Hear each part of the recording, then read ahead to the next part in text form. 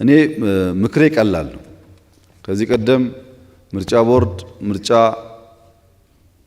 አራዝማለሁ ሲል ብዙዎቻችን ስንስማማ ቲፒኤልኤፍ አልስማማም ብሎ የገባንበት ቀውስ ይታወሳል። ምን ያክል ሰው እንደወደመ ምን ያክል ሀብት እንደወደመ መገመት ትችላላችሁ። ያ የወደመ ሀብትና የወደመ የሰው ሕይወት በትክክል ሳይገመገም እንዴት ጠፋ ሳይባል ሌላ ጥፋት ማምጣት ጥሩ አይደለም። ህዝብ ይጎዳል።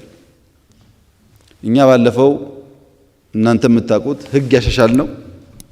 ቲፒኤልኤፍ እና መሰል ፓርቲዎች በህጋዊ መንገድ ተመዝግበው ህጋዊ ፓርቲ እንዲሆኑ በአዋጅ አሻሽለናል። ታውቃላችሁ፣ መንግስት ፍላጎት አለው ማለት ነው።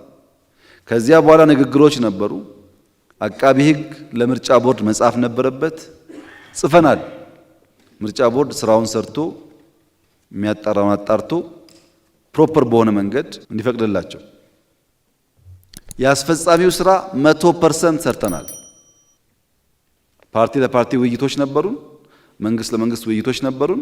ጥያቄዎች ተነስተው መልሰናል። ለምን? ሰላምና ህጋዊ መንገድ ስለሚያዋጣ